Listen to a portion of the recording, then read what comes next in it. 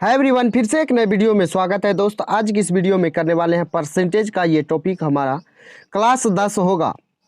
मेरे दोस्त, मुझे उम्मीद है कि आप पिछले 9 वीडियो को देख चुके होंगे और आप इस सीरीज को बिल्कुल कंटिन्यू देख रहे होंगे। तो मुझे उम्मीद है कि आप इस वीडियो को जरूर देखिएगा लास्ट तक, क्योंकि इस वीडियो में जो करने वाले हैं बिल्कुल शॉर्ट ट्रिक। अगर आप एग्जाम हॉल में बैठेंगे तो मेरे भाई आप सेकेंडों में सवाल को लगा सकते हैं। तो कैसे लगाएंगे ये तरीका सिखाएंगे। काफ़ी कम समय में लगने वाला शॉर्ट मेथड बताएंगे ताकि आपको बहुत ज़्यादा हेल्प मिल सके। तो मेरे भाई, अगर आप हमारे नए व्यूवर हैं तो वीडियो को एक बार लास्ट तक जरूर देखिएगा। अगर आप हमारे पुराने व्यूवर हैं तो वीडियो को एक बार आप जिस भी ग्रुप में जुड़े हैं शेयर कर दीजिएगा। और आपको कैसा लगेगा ये ट्रिक देखने के बाद मेरे भाई आप कमेंट जरूर कीजिएगा। तो आइए, अगर आपको पसंद नहीं भी आएगा तो भी आपको एक बार कमेंट कर देना है जो आपको वीडियो कैसा लगा है। अगर आपको इसका क्लास नोट पीडीएफ के फॉर्मेट में चाहिए तो आप हमारे टेलीग्राम चैनल से जुड़ सकते हैं, जिसका लिंक आपको वीडियो के डिस्क्रिप्शन में मिल जाएगा। तो मुझे उम्मीद है कि आप वीडियो को लास्ट तक जरूर देखेंगे और आप काफ़ी कम समय में सवालों को लगा पाएंगे। और मेरे भाई, किस सवाल में आप बिना पेन उठाए भी लगा सकते हैं, ये भी तरीका सिखाएंगे। जरा देखिए, सुनिए, समझिए। तो आइए वीडियो को शुरू करते हैं और 168 नंबर प्रश्न को देखिएगा। ये आपका ग्रुप डी 2018 में पूछा है प्रश्न कहता है, मृदुला पालतू जानवरों की एक छोटी दुकान चलाती है। उसका वह वितरण निम्नलिखित दिया गया है। अधिप्राप्ति में 90% और किराए व बिजली बिल का भुगतान करने में 10%। यदि वह मासिक आधार पर किराए व बिजली पर 15% खर्च करती है तो प्रत्येक माह अधिप्राप्ति में कितना खर्च करती है। मेरे भाई, कुछ नहीं है सवाल में, सवाल आसान है। कहा अधिप्राप्ति में जो है 90% खर्च करती है और जो है बिजली बिल और किराए पर 10% खर्च करती है। और कहा मासिक आधार पर किराए व बिजली पर जो है 10-15 हज़ार रुपया इन्वेस्ट करती है, यानी खर्च करती है। तो आप सिंपल भाषा में बोले तो ये 15 हज़ार जो है ये आपका 10% का वैल्यू हो जाएगा कि नहीं हो जाएगा। तो आसानी से आप कहेंगे 10%। यहाँ पूछा अधिप्राप्ति में कितना खर्च होगा, तो अधिप्राप्ति में आप देखेंगे तो मेरे भाई 90%, तो 90 से गुना कर देंगे। आप इस सवाल में बिना पेन उठाए भी सॉल्व कर सकते हैं। कैसे सॉल्व कर सकते हैं तो जरा देखिएगा।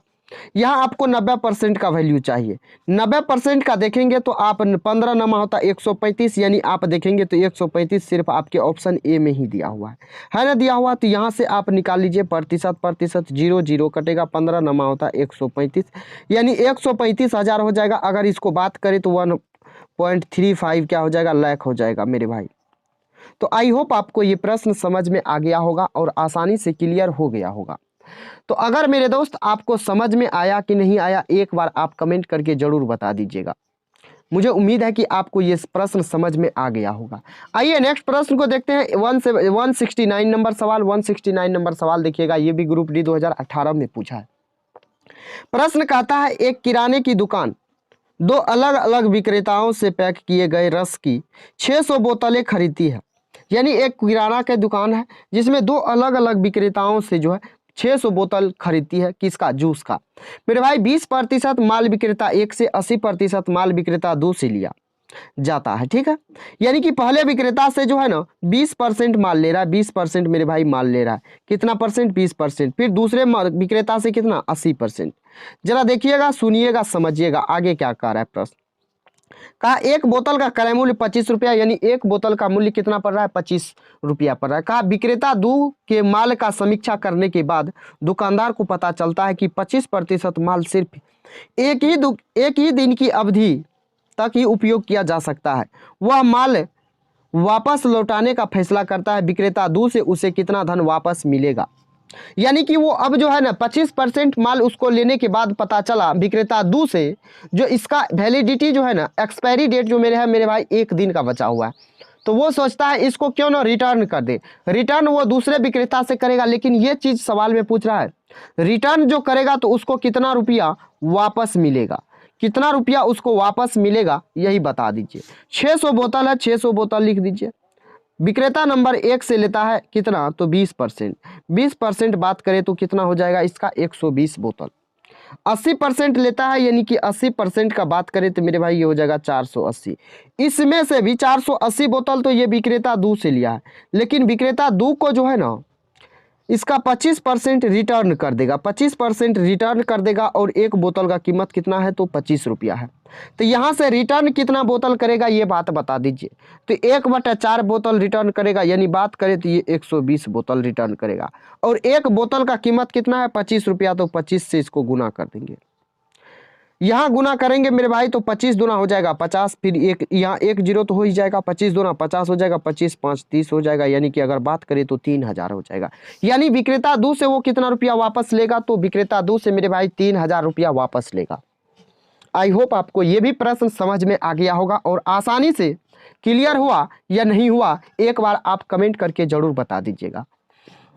आइए नेक्स्ट प्रश्न को देखते हैं। ये आपका ग्रुप डी 2018 में प्रश्न पूछा है। प्रश्न क्या कहता है जरा सुनिएगा, समझिएगा मेरे भाई क्या कह रहा है।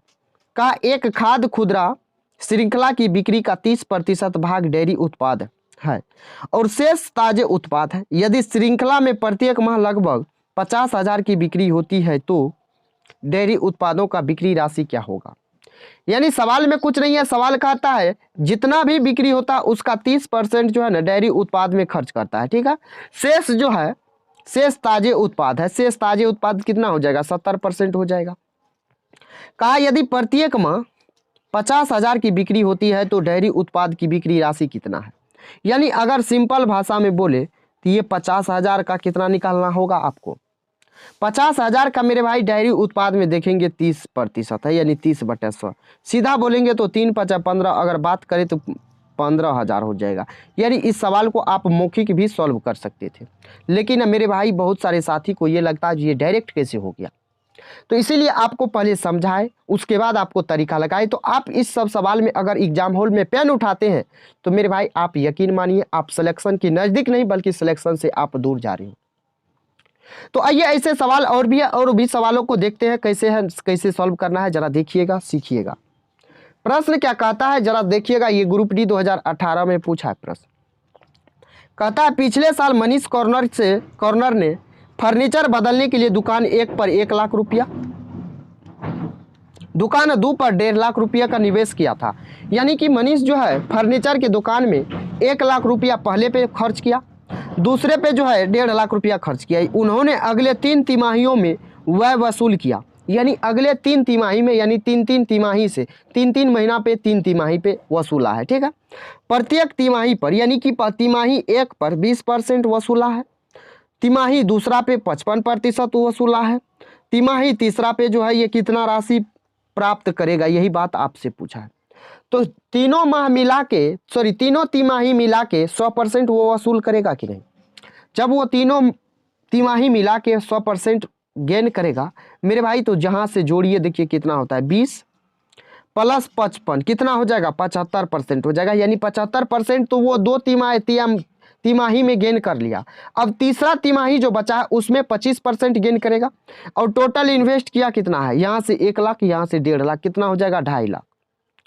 2.5 लाख रुपया में 25% वो अब गेन करेगा। 2.5 लाख रुपया का मेरे भाई अब वो गेन करेगा कितना परसेंट, तो यहाँ से आप देखेंगे 25, यानी कि 1/4। यहाँ से काट दीजिए तो आपका कटेगा कितना, तो 6 चौका 24 हो जाएगा, 4 छाके 24, यहाँ 4 दूना 8, फिर हो जाएगा कितना, 4 पंचे 20, बचेगा 2 0, यानी कि 62,500 आपका बिल्कुल राइट आंसर हो जाएगा। और कौन सा ऑप्शन है, तो ऑप्शन आपका देखिएगा तो ऑप्शन बी में दिया हुआ है राइट आंसर। आई होप आपको ये भी प्रश्न समझ में आ गया होगा। आइए नेक्स्ट प्रश्न को देखते हैं। नेक्स्ट प्रश्न 172 नंबर देखिएगा, प्रश्न बहुत बेहतरीन है। ये आपका पैरामेडिकल एग्जाम 2018 में पूछा है। कहता है किसी फर्म में पुरुष कर्मचारियों का औसत वेतन 5200 रुपया है और महिलाओं का औसत वेतन 4200 है।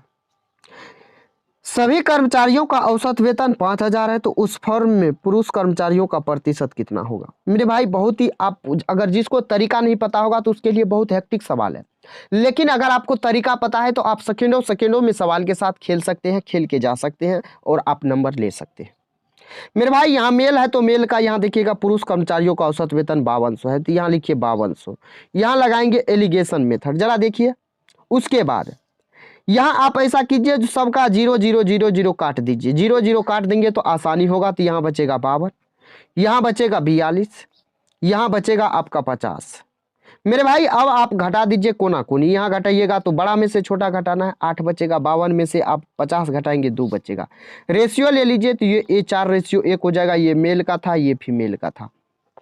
मेरे भाई अब देखेंगे तो 4 पुरुष है 1 महिला है, यानी टोटल कितना है, टोटल 5 है। मेल का परसेंटेज पूछा यानी 4, तो 4 ऊपर प्रतिशत निकालना है, या आप सीधा ये भी कह सकते हैं जो 4/5 होता है आपका कितना परसेंटेज का, तो 80% का मेरे भाई वैल्यू। या आप नहीं चाहते हैं तो निकाल सकते हैं आसानी से, यहाँ से काटेंगे तो 20 चौका 80% हो जाएगा। तो आई होप आपको ये भी प्रश्न समझ में आ गया होगा, आसानी से क्लियर हो गया होगा। आइए नेक्स्ट प्रश्न की ओर आते हैं। नेक्स्ट प्रश्न देखिएगा 173 नंबर प्रश्न क्या कहता है। प्रश्न देखिएगा बिल्कुल आसान है, लेकिन सवाल को हेक्टिक बनाने का प्रयास किया है। जरा देखिएगा प्रश्न क्या कहता है। ये ग्रुप डी 2018 में पूछा है। कहा पिछले वर्ष एक छोटे से व्यावसायिक उद्यम में मयंक अपनी पूंजी का 20% निवेश करता है, ठीक है। इस वर्ष नए ग्राहकों की सेवाएं प्रदान करने के लिए वह अपनी पूंजी वित्त पोषण को पिछले वर्ष किए गए निवेश से 30% तक बढ़ाने की योजना बना रहा है। वह इस वर्ष कितना निवेश करने की योजना बना रहा है, कुछ नहीं है। कहा 20,000 पिछले साल जो है इन्वेस्ट किया था, अब वो जैसे कस्टमर उसका बढ़ रहा है तो मेरे भाई वो 30% एक्स्ट्रा इन्वेस्ट करना चाहता है, तो कितना अब इन्वेस्ट करेगा। यानी 20,000 का अगर बात करें तो ये 3 दूना 6 हो जाएगा, अगर बात करें तो 13 दूना 26 हो जाएगा। क्योंकि 30% का इंक्रीज होगा तो मेरे भाई 130% हो जाएगा। अगर 130% का बात करें तो 13 दूना 26 हो जाएगा, यानी 26,000 सिंपल आपका राइट आंसर हो जाएगा। तो ये सब सवाल में आपको पेन नहीं उठाना है, बाकी आप किस तरीके से सॉल्व करते हैं मेरे भाई ये आप पे डिपेंड करता है। आप टाइम लगाते हैं या आप टाइम को बचाते हैं। तो बस आपको तरीका सिखा रहे हैं, आप तरीका को सीखिए और अप्लाई कीजिए। आइए नेक्स्ट प्रश्न 174 नंबर जरा देखिएगा। 74 नंबर प्रश्न ये ग्रुप डी 2018 में पूछा है। प्रश्न क्या कहता है जरा देखिएगा। कहा एक स्पोर्ट्स शोरूम में विभिन्न खेलों के सामान है, ठीक है। स्टोर में 50% बिक्री स्विमिंग के सामान की होती है, 40% बिक्री आउटडोर गेम की एसोसीरीज की और 10% इंडोर गेम एसोसीरीज की होती है। यदि किसी विशेष महीने में स्टोर 10,000 का स्विमिंग कस्ट्यूम बेचता है तो आउटडोर गेम की बिक्री का अनुमानित आंकड़ा क्या है। यानी यहाँ देखेंगे तो स्विमिंग का कितना होता है 50% हो रहा है। 50% अगर बात करें तो यहाँ कितना 10,000। अगर सिंपल भाषा में बात करें तो ये 10,000 जो है ये 50% का वैल्यू हो जाएगा। कहा इंडोर गेम में आउटडोर गेम में कितना हो रहा है 40%, यानी 10,000 से थोड़ा सा कम हो जाएगा, क्योंकि 50 से थोड़ा सा कम है 40%। तो आप ऐसे भी निकाल सकते हैं, तो 8,000 आपका राइट आंसर हो जाएगा। यहाँ से आप चाहे तो निकाल सकते हैं 40 से। यहाँ देखेंगे 40% प्रतिशत 0 कटेगा, 5 दूना 10 हो जाएगा, यानी 2,000 इंटू 4 हो जाएगा 8,000। यानी आपका राइट आंसर क्या हो जाएगा, तो ऑप्शन ए आपका बिल्कुल राइट आंसर हो जाएगा। तो आई होप आपको ये भी प्रश्न क्लियर हो गया। आइए नेक्स्ट प्रश्न की ओर आते हैं। ये ग्रुप डी 2018 में पूछा है। प्रश्न देखिएगा क्या कहता है। कहा सुरेश 12,000 रुपये में 2 पुस्तक खरीदता है और वह एक को 20% लाभ पर बेचता है और दूसरी को 16% की हानि पर बेचता है। ये आपका सवाल जो है रियल में आप बोलेंगे तो मेरे भाई प्रॉफिट एंड लॉस का है, लेकिन आप कैसे ये इसमें दे दिया है ये पता नहीं। तो अब देखिए इस सवाल को दिया है तो लगाना होगा, सॉल्व करना होगा। देखिए इसको कैसे लगाना है। कहा यदि दोनों पुस्तकों का विक्रय मूल्य समान है, यानी कि एसपी सेम है, तो पुस्तक का अनुमानित लागत मूल्य क्या होगा। जरा देखिए 2 पुस्तक खरीदता है, दोनों पुस्तक को मिला के 1200 रुपया पे करता है और एक पुस्तक को जो है 20% के लाभ पे बेचता है, दूसरे को 16% की हानि पे बेचता है। और जो सवाल में एक इंपॉर्टेंट बात कहा वो कहा विक्रय मूल्य समान है। मेरे भाई विक्रय मूल्य समान है, यही तो मेन पॉइंट है। तो अब इस सवाल को कैसे लगाएंगे जरा देखिएगा। 20% के लाभ पे बेच रहा है, यानी कि अगर बात करें तो फ्रैक्शन वैल्यू 1/5, 5 से 1 का लाभ में बेच रहा है, यानी 6 में बेच रहा है। उसके बाद 16% का हानि, यानी कि बोले तो 4/25, 25 के वस्तु पे 4 का हानि अगर बात करें तो कितना हो जाएगा, 25 के वस्तु पे 4 का हानि यानी 21 में बेच रहा है। यहाँ तक समझने में दिक्कत नहीं हुआ। अब कहा विक्रय मूल्य समान है। मेरे भाई यहाँ देखेंगे तो विक्रय मूल्य 6 है, यहाँ देखेंगे तो विक्रय मूल्य 21 है। तो इस दोनों को बराबर करना होगा, तो दोनों का एलसीएम लेंगे। एलसीएम लेंगे तो 42 होगा, यहाँ 7 से गुना करेंगे तो यहाँ भी 7 से गुना करना होगा, तो यहाँ 2 से गुना, तो यहाँ भी 2 से गुना। अगर यहाँ बात करें तो 5 सतह 35, 25 दूना 50, जोड़ेंगे तो ये हो जाएगा कितना 85। अगर यहाँ देखेंगे तो 42 होता है 84। अब देखिए सवाल, ये 12,000 जो है ये दोनों का सम है, दोनों के सीपी का सम है, तो यहाँ सम देखेंगे तो 85 का। प्रश्न पूछा है पुस्तक का अनुमानित लागत मूल्य कितना है, तो देखेंगे तो आप एक का 35 है, दूसरे का 50 है, तो आपको जिसके अकॉर्डिंग निकालना है निकाल लीजिए, आप आसानी से निकाल सकते हैं। आइए 35 से ही निकाल लेते हैं मेरे भाई। 5 से काटेंगे, ये 5 सतह 35 हो जाएगा, 5 से काटेंगे 17, यानी कि 17 12 सतह होता है 84, यानी 8400/17। अब देखेंगे तो मेरे भाई ये पॉइंट में आएगा 17 50 85। अगर यहाँ 100 होता, अगर यहाँ 100 होता तो यहाँ पे कितना होता, 500 बार में कट जाता मेरे भाई। अप्रोक्स में पूछा है तो 500 और 700 हो जाएगा, एक का जब 500 हो गया तो दूसरे का ऑटोमेटिक निकल जाएगा। 1200 में से आप 500 घटा दीजिएगा, 700 हो जाएगा, यानी आपका राइट आंसर क्या हो जाएगा, तो ऑप्शन सी हो जाएगा। क्लियर हो गया। आइए नेक्स्ट प्रश्न को देखते हैं, ये ग्रुप डी 2018 में पूछा है। प्रश्न कहता है एक रिसोर्ट सप्ताहांक पर विशेष छूट प्रदान करता है, वे सप्ताहांक में आने वाले ग्राहकों का एक लॉग बनाकर रखते हैं। इस वर्ष औसतन वे अपने ग्राहकों की संख्या में 15% की वृद्धि देखते हैं।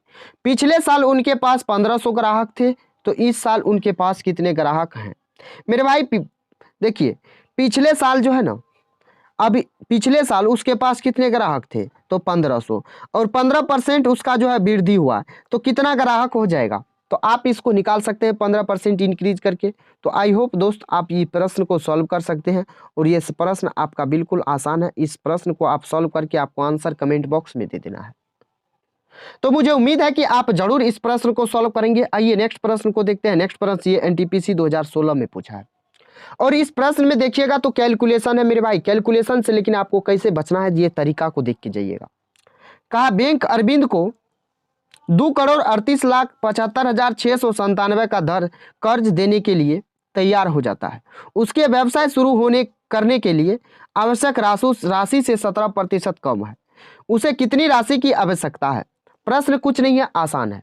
प्रश्न को देखिएगा, जब बैंक इतना रुपया दे रहा है फिर भी उसको जो है 17% कम है, फिर भी उसको अपने व्यवसाय लगाने के लिए शुरू करने के लिए 17% कम है। जब 17% कम है तो आप हमको ये बताइए, इसका मतलब ये 83% का वैल्यू होगा कि नहीं होगा, तो ये 83% का वैल्यू हो जाएगा मेरे भाई। 2,38,75,697 ये कितना का वैल्यू होगा, तो 83% का।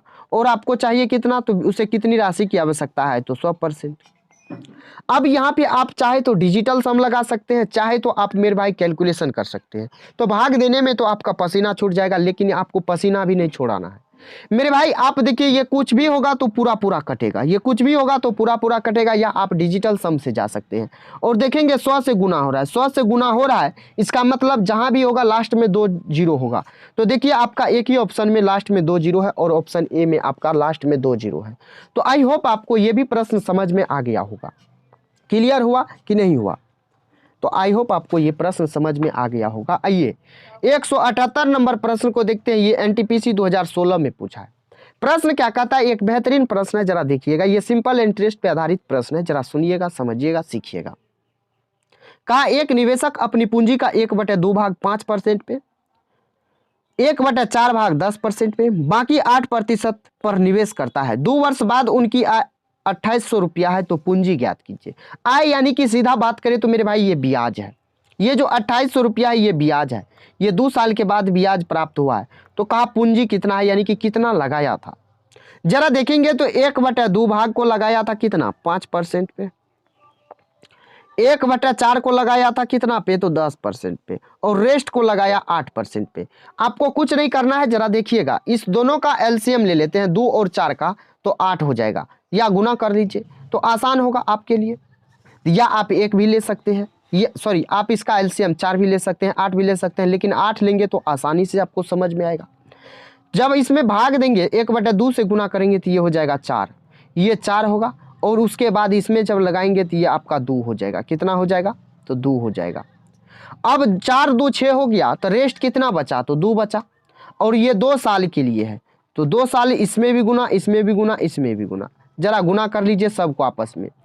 तो 5 दूना 10 चौका हो जाएगा 40% ब्याज, 20 दूना हो जाएगा 40% ब्याज, और यहाँ देखेंगे सब परसेंट ब्याज को जोड़ लेंगे, 8 दूना 16, 16 दुना हो जाएगा 32%।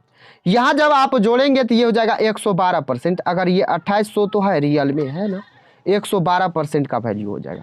यहाँ से आप 100% का निकाल लीजिए, ये आपका क्या निकल के आ जाएगा, पूंजी निकल के आ जाएगा। लेकिन मेरे भाई पूंजी कब का निकल के आएगा, 1 यूनिट का।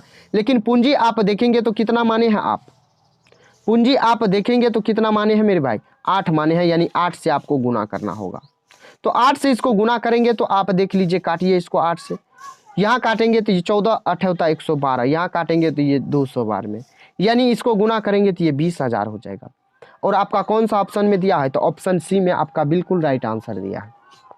आई होप आपको ये भी प्रश्न क्लियर हो गया। आइए नेक्स्ट प्रश्न की ओर आते हैं। नेक्स्ट प्रश्न देखिएगा, ये एनटीपीसी 2016 में पूछा है। कहा 2001 में चीनी का उत्पादन 1584 मिलियन किलो था। कितना था, तो 1584 मिलियन किलो था।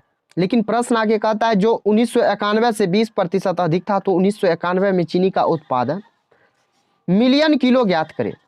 यानी अगर बात करें तो ये 20% अधिक था 1991 में, और ये कितना है, 1991 से 20% अधिक है अभी का। 2001 में 1584 है, लेकिन 1991 से 20% अधिक है।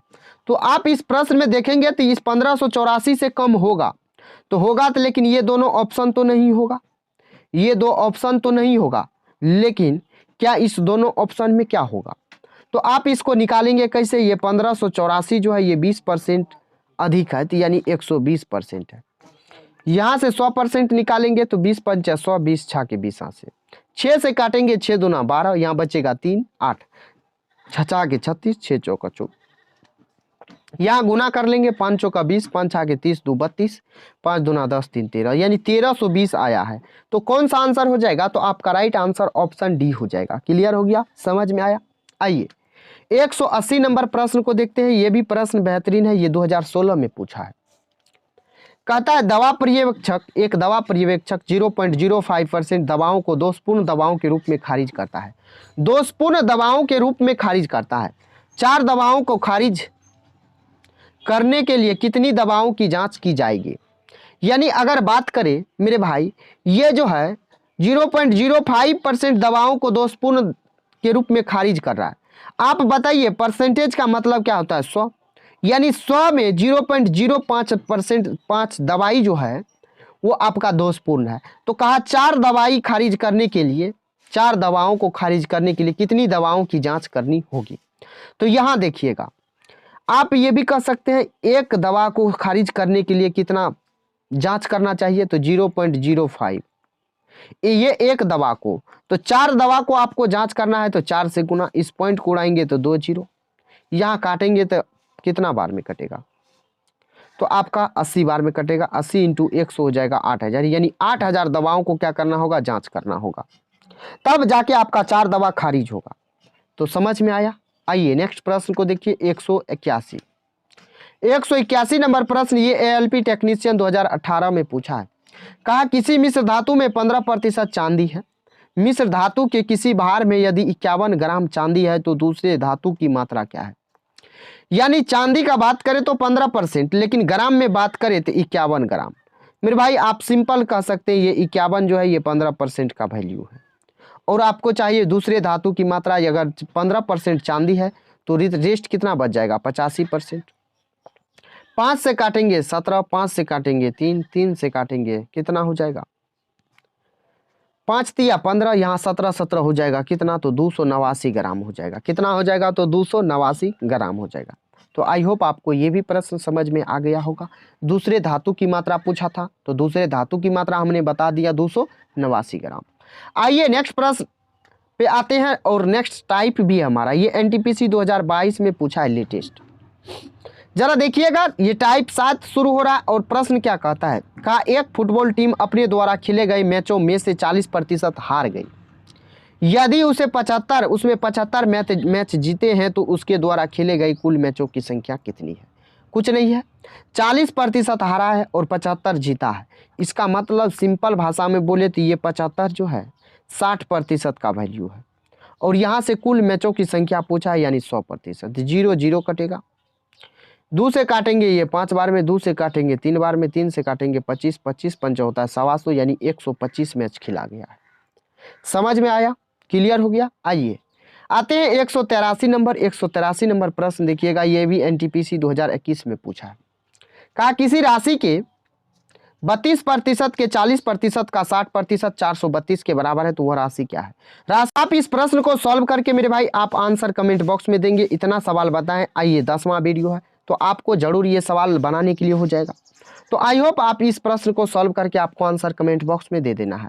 आइए 184 नंबर प्रश्न पे आते हैं। 184 ये भी एनटीपीसी 2021 में पूछा है। प्रश्न कहता है किसी संख्या का 44% 798.6 के बराबर है, तो उस संख्या के 63% का मान क्या होगा। कुछ नहीं करना है, जरा देखिएगा 798.6 जो है ये 44% का वैल्यू है। आपसे पूछा उसी संख्या का 63% यानी 63 में देखेंगे तो 9 और 7 है, यानी जो ऑप्शन हमारा 9 के मल्टीपल में होगा वही आंसर हो सकता है, हो जाएगा। तो जरा देखिए, तो ये आपका 4 3 7 हो जाएगा, 2 9 हो जाएगा, यानी ये ऑप्शन नहीं होगा, ये ऑप्शन नहीं होगा। ऑप्शन बी को देखिए, 4 3 7 2 हो जाएगा 9, 5 4 9, यानी ये ऑप्शन हमारा 9 के मल्टीपल में है, तो 9 का मल्टीपल यही हो जाएगा हमारा राइट आंसर। तो आपका ये भी नहीं होगा, ये भी नहीं होगा। तो आई होप दोस्त आपको ये भी प्रश्न समझ में आ गया होगा। आइए नेक्स्ट प्रश्न को देखते हैं। ये देखिएगा एनटीपीसी 2021 में पूछा है। कहा एक फल विक्रेता के पास कुछ संतरे थे, उनमें से 60% संतरे बेच देते हैं, फिर भी उसके पास 80% संतरे बच जाते हैं। आरंभ में उसके पास कितने संतरे थे। बिल्कुल आसान है, इस प्रश्न को भी आप सॉल्व कर सकते हैं। आइए नेक्स्ट प्रश्न 186 नंबर, ये बेहतरीन प्रश्न है, इस प्रश्न को देख लीजिए। ये एनटीपीसी 2021 में पूछा है। कहता है एक संख्या में से 42 घटाने पर प्राप्त संख्या उस संख्या के 70% के बराबर होती है। इस संख्या का 2/5वां भाग इनमें से किसके बराबर है। कुछ नहीं करना है, 42 घटाने के बाद 70% बच रहा है, यानी 100% संख्या होता है, उसमें से 70% बचा है, इसका मतलब 30% घट गया, लेकिन रियल में घटा है 42, यानी अगर बात करें तो ये 42 होगा 30% का वैल्यू। यहाँ से पूछा है आपका इस संख्या का 2/5 भाग, 2/5 भाग का अगर बात करें तो ये होता है 40%, तो आपसे 40% का वैल्यू पूछा है। जरा काट दीजिए, ये 0 0 कटेगा, 3 से काटेंगे आपका कितना, तो आपका कटेगा 14 बार में 14 चौका होता है कितना, 56 होता है, यानी कि आपका राइट आंसर कौन सा हो जाएगा, तो 56 हो जाएगा, जो कि आपके ऑप्शन डी में दिया हुआ है। तो आई होप दोस्त आपको ये प्रश्न समझ में आ गया होगा और ये वीडियो भी पसंद आया होगा। अगर वीडियो पसंद आया है तो वीडियो को आप एक लाइक करके चैनल को सब्सक्राइब कर लेंगे। तो चलिए दोस्त, फिर मिलते हैं नेक्स्ट वीडियो में, तब तक के लिए जय Hind, bye bye, take care.